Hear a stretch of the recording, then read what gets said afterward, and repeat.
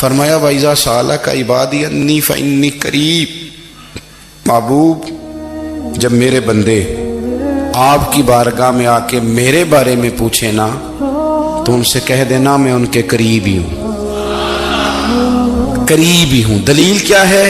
یہ جب بھی مجھ سے دعا مانگیں گے میں ان کی دعاؤں کو قبول فرماؤں گا، میں ان کے قریب ہوں، میں ان کے قریب ہوں۔ یہ جب بھی دعا مانگیں گے نا میں قبول کروں گا، میں ان کے قریب ہوں۔ اللہ تبارک و تعالیٰ کے بندے اللہ سے محبت کرتے، رب کی بارگاہ میں جھکتے، اس کو اپنے دکھ سناتے، اس کے پیارے محبوب صلی اللہ تعالیٰ علیہ وسلم کا وسیلہ لے کے اس کے حضور حاضر ہو جاتے، پیشانیاں سجدوں سے روشن ہوتی۔ ہم نہ ہر چیز کے لیے وقت نکالتے ہیں، ہر چیز کے لیے، لیکن عبادت کے لیے وقت نہیں نکالتے۔ ہر شے آباد ہے، ہر شے، ہماری فیس بک بھی آباد ہے، واٹس ایپ بھی آباد ہے، ہمارے ٹویٹر بھی آباد ہیں، ہماری ہر چیز آباد ہے۔ سب سے کم آباد ہمارا مصلی رہ گیا ہے، سب سے کم۔ وہ لوگ اب ڈھونڈنے سے ملتے ہیں جن کی بغل میں مصلی ہوتا تھا۔ میرے بھائی، آپ کتنا کو دنیا کے پیچھے بھاگو گے تھکا دے گی، کتنا دولت کے پیچھے بھاگو گے تھکا دے گی۔ آپ جب اپنی زندگی میں جمع تفریق کرو گے نا تو مرتے وقت احساس ہوگا کہ سارا کچھ تو لوگوں کے لیے کیا، اپنے لیے تو کر ہی کچھ نہیں سکے۔ اور ہم عبادت کے معاملے میں بہانے بازی بھی کرتے ہیں۔ ہم کہتے ہیں اوہو رزق کمانا بھی تو عبادت ہی ہے نا، تو میں حلال روزی کے لیے جا رہا ہوں، یہ بھی تو عبادت ہے نا۔ میری طرح کے لوگ کہہ دیتے ہیں کہ میں سویرے اٹھ کے مدرسے میں کچھ اسباق دیکھتا ہوں تو یہ بھی تو عبادت ہے، میں بیان کرنے کے لیے مطالعہ کرتا ہوں تو یہ بھی تو عبادت ہے نا، اتنے لمبے سفر کر کے ملک میں دنیا میں گھومتا ہوں تو یہ بھی تو میں عبادت ہی کر رہا ہوں۔ اب اسپیشل نفلوں کے لیے وقت کس طرح نکلے، اسپیشل کر کے تسبیح میں کیسے چلاؤں، میں سارا کچھ ہم بہانے بنا لیتے ہیں نا۔ میرا سوال یہ ہے کہ یہ ساری باتیں صحابہ کو، نبی کریم کو، دیگر لوگوں کو بھی تو پتہ تھی نا، لیکن آپ غور تو کریں، 23 سال حضور کو وقت ملا، مختصر وقت ظاہراً تبلیغ کرنے کے لیے، پوری دنیا میں دین بھی پھیلانا ہے۔ گھر میں 11 ازواج ہیں، 4 بیٹیاں ہیں، ان کی اولادیں، سارے کام کاج بھی دیکھنے، لیکن سیدہ طیبہ طاہرہ حضرت عائشہ صدیقہ رضی اللہ تعالیٰ عنہ فرماتی ہیں سارا دن تبلیغ کرتے، ہر غلام کے دکھ سنتے، گھر میں آتے تو اپنے گھر والوں کا خیال کرتے، کام میں ہمارا ہاتھ بٹاتے۔ قربان جاؤں، کہتی ہیں زمانہ سارا سو جاتا لیکن آمنہ کے لال مصلی بچھا لیتے۔ دنیا سو گئی، ساری سب سو گئے، جو خدام تھے، وہ جو غلام تھے وہ سو گئے۔ صحیح مسلم میں لفظ ملیں گے، سیدہ پاک فرماتی ہیں او میرے نبی کے غلاموں، میں نے یہ رنگ بھی دیکھا ہے کہ حضور نے اتنا کھڑے رہے، اتنا قیام کیا، اتنا قیام کیا کہ مقدس پیروں میں ورم آ گئے، سوج گئے پیر، اتنے بڑے۔ دل پہ ہاتھ رکھ کے نہیں بتا سکتا کہ میرے کبھی نماز میں پیر سوج گئے، کوئی نہیں بتا سکتا۔ بچوں کی روٹی کماتے تھک گئے بات الگ ہے، ہم سیر کرنے گئے تو تھک گئے بات الگ ہے، لیکن عبادت میں یہ بھی تو مسلم شریف ہے نا، یہ بھی تو دین ہے نا، یہ بھی تو حضور کی سنت ہے، یہ بھی تو وہ چیز ہے جو کریم کی آنکھوں کی ٹھنڈک ہے۔ سیدہ فرماتی ہیں پیروں میں ورم آ گئے، اور ساری رات ہی حضور نے نماز پڑھی اور ایک ہی آیت بار بار دہرائی۔ مسجد نبوی میں بلال حبشی نے فجر کی اذان دے دی اور حضور ابھی مصلی پہ تھے، کریم فارغ ہوئے، میں نے عرض کی یا رسول اللہ صلی اللہ علیہ وسلم، آپ کے تو صدقے اللہ اگلے پچھلوں کے گناہ معاف کرے گا، تو آپ اتنی آہوزاری کیوں فرماتے ہیں؟ آپ تو شفیع ہیں، آپ تو انبیاء کے امام ہیں۔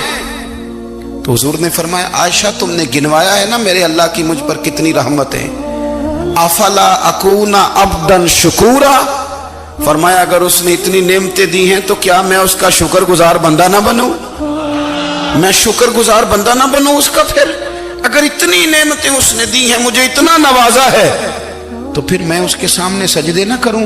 او میرے بھائی، بڑے قابل فخر لوگ ہیں ہم کہ ہم نبی پاک کے غلام ہیں، ہم قابل فخر ہیں کہ نبی کریم کے غلام ہیں، کیا کبھی اس غلامی کے شکرانے میں بھی 2 نفل پڑھے کہ یا اللہ تیرا شکر ہے تو نے ہمیں حضور کا غلام بنایا ہے؟ یاد رکھیں کہ اپنی روحانی زندگی کو آباد کریں، استغفار پڑھیں، تسبیحات کریں۔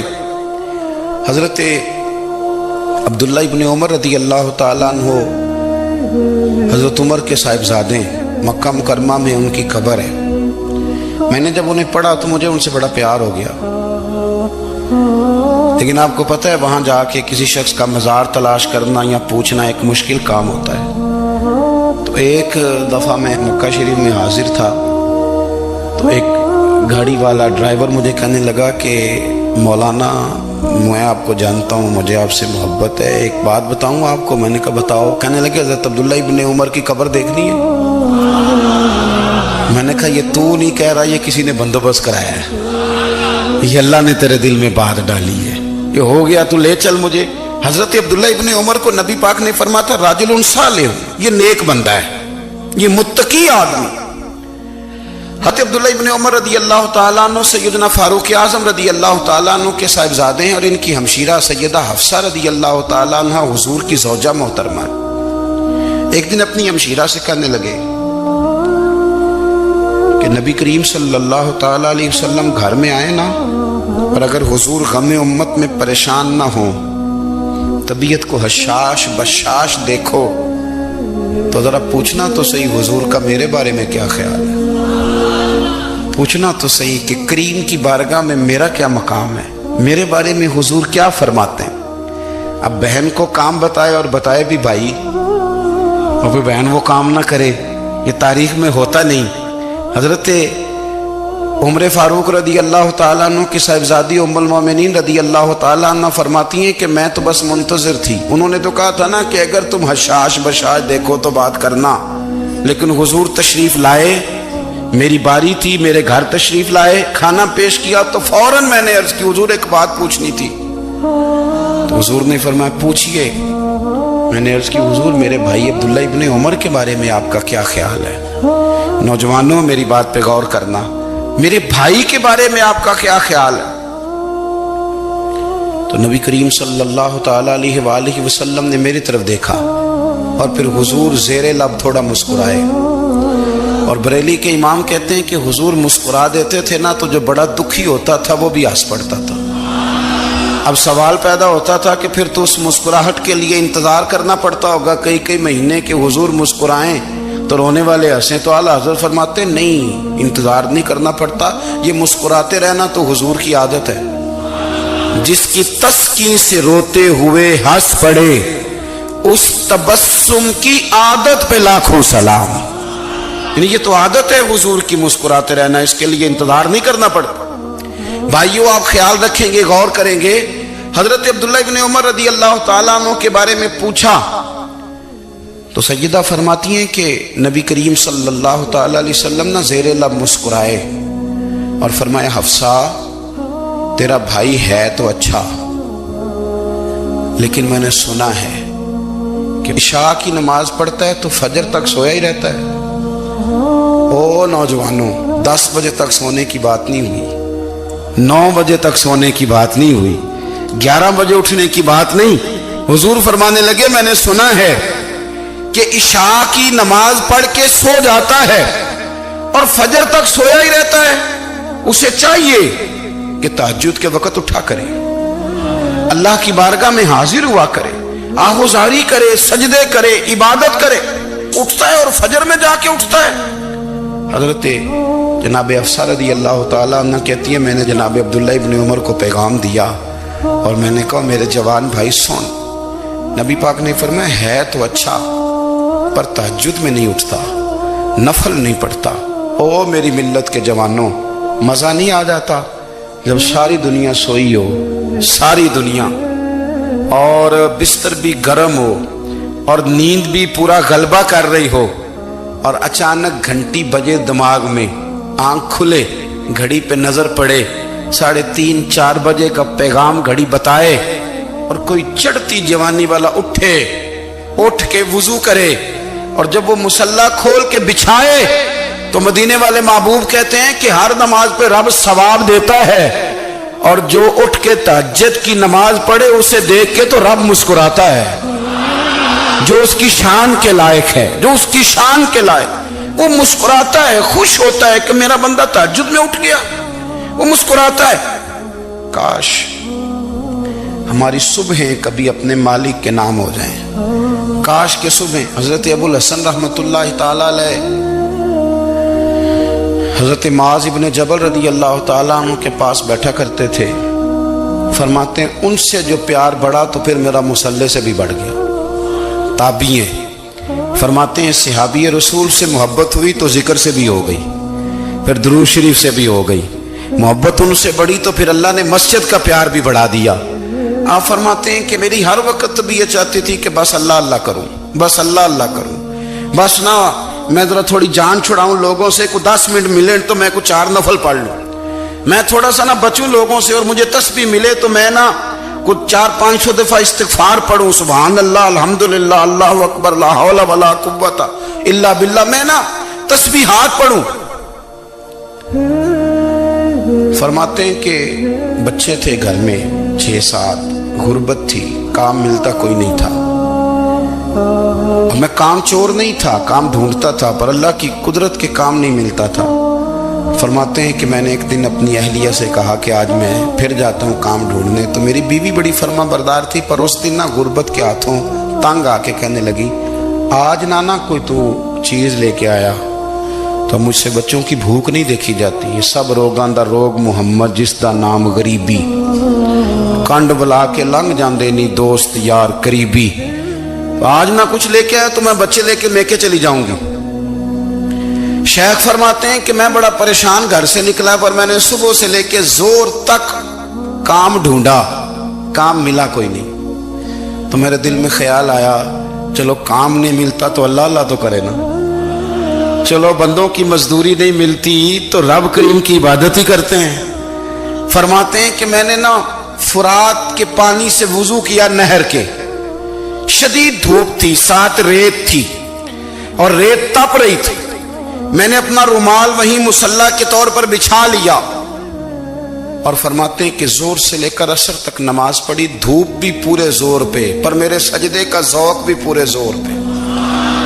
فرماتے ہیں سورج بھی چمک رہا ہے اور رب کی عبادت کا ذوق بھی پورے زور پہ، میں سجدہ کروں تو پھر میرا اٹھانے کو جی نہ چاہے۔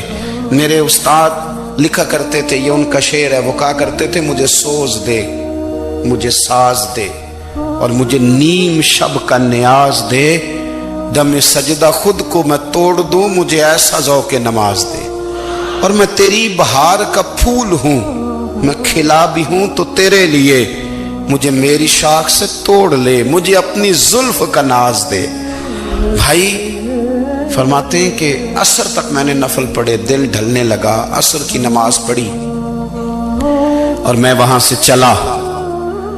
اب میں جب نکلنے لگا تو دل میں خیال آیا کہ چھوٹی چھوٹی دیواریں ہیں گھر کی، بغیر کچھ لیے جاؤں گا تو بیوی دور سے دیکھے گی تو شور کرے گی کہ پھر خالی ہاتھ آ گیا ہے۔ کہتے میں نے اپنے اسی رومال میں جس پہ میں نے نماز پڑھی تھی نا، رومال میں کی آخی دے پنجابی جسافہ، کہتے ہیں اسی میں نا میں نے کچھ ریت بھر لی کہ وہ دور سے دیکھے گی تو سمجھے گی کچھ لے کے آیا ہے، چلو جا کے اسے بتا دوں گا کہ آج پھر مزدوری نہیں ملی۔ کہتے ہیں وہ ریت لے کر جب میں گھر میں گیا تو پہلے بیوی دروازے پہ کھڑی ہوتی تھی، پوچھتی تھی خالی ہاتھ آ گئے ہو؟ آج میں نے دیکھا تو ہے ہی کوئی نہیں۔ فرماتے ہیں میں اندر داخل ہوا، سلام لیے، کونے میں میں نے وہ رومال رکھ دیا اور میں نے آواز دی کہ بھلی مانس کہاں ہو؟ تو وہ کہنے لگی آپ منہ ہاتھ دھو لیں، میں روٹی لے کے آئی۔ میں نے کہا روٹی کہاں سے آ گئی؟ یہاں تو کئی دنوں کے فاقے، تو کئی دنوں کی غربت ہے، یہاں تو اس گھر میں تو فقیری ہے۔ فرماتے ہیں کہ وہ روٹی لے کے آئی اور اس وقت کی جو موجودہ نعمتیں تھیں، سمجھ لیں سلاد، اچار، ہر چیز ساتھ لائی۔ میں نے کہا کہ بچے کہاں گئے؟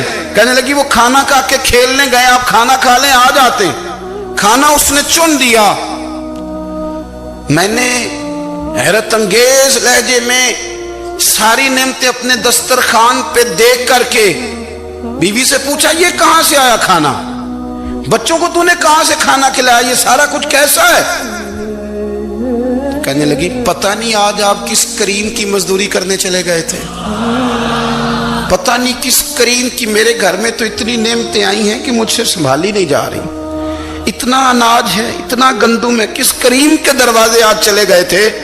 یہ کہتے کہتے وہ اٹھی اور اٹھ کر کے کہنے لگی پہلے بڑا کچھ آیا تھا، اب کیا لے آئے ہو؟ اور جا کر کے نا اس نے وہ ریت والا رومال کھولا، کہنے لگے میں تو لے کے آیا تھا ریت، تو میرے رب نے اسے بھی سونے اور ہیرے بنا دیا تھا۔ جب آپ کی توجہ اللہ کی جانب، میرے نبی پاک صلی اللہ تعالی علیہ وسلم نے فرمایا ہر چیز اپنے رب سے مانگ، ہر چیز مانگ، ہر چیز مانگ۔ یا رسول اللہ کیا کچھ؟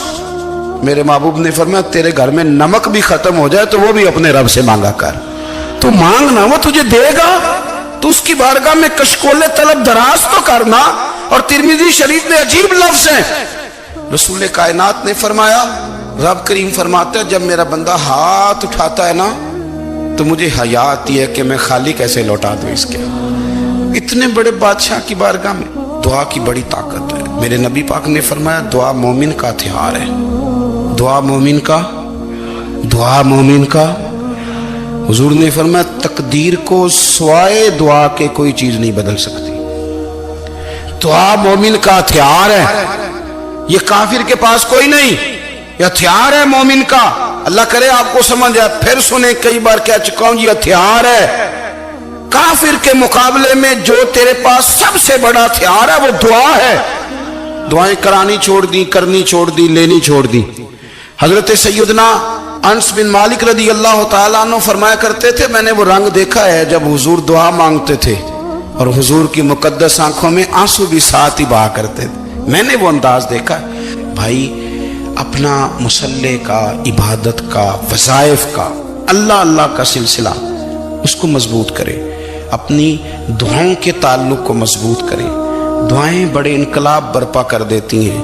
ہم تھوڑے تھوڑے نا جب سے خشک ہوئے ہیں نا، خشک، اور میری تو جماعت ہی صوفیاء کی جماعت تھی، ہم تو داتا علی اجمیری کی جماعت سے، ہم تو خواجہ اجمیری کی جماعت سے، ہم تو شیخ احمد فاروق سرہندی کی جماعت سے، ہم تو صوفیاء کی جماعت۔ ہماری جماعت نے بھی وہ تعلق جو ہمارے بزرگوں نے بنایا تھا۔ بزرگ اللہ کے قریب کیسے جاتا ہے؟ تو ہمارے یہاں نا بہت سارے لوگ کہتے ہیں جی نظر ہو گئی تو کام ہو گیا۔ بھائی جو بخاری مسلم میں طریقہ ہے نا اللہ کا قرب پانے کا وہ تو نفل ہے۔ نبی کریم علیہ السلام نے فرمایا بندہ نفلوں کے ذریعے رب کے قریب جاتا ہے، اور اتنا قریب جاتا ہے کہ پھر اللہ اس کی زبان بن جاتا ہے، اللہ اس کی آنکھیں بن جاتا ہے، کان بن جاتا ہے، ہاتھ اور پیر بن جاتا ہے۔ تو یہ تو عبادت ہے، یہ تو اللہ کی بارگاہ کی حاضری ہے جو آپ کو اللہ کے قریب کرے گی۔